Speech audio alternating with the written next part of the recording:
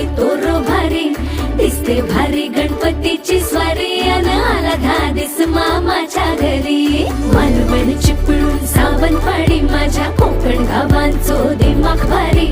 दिसते भारी गणपतीची स्वारी माझ्या कोकणा वाटे तुम्ही वलवा गाडी धमाधमान हाका गाडी माझ्या कोकणचो रस्तो नागमोडी कारी नये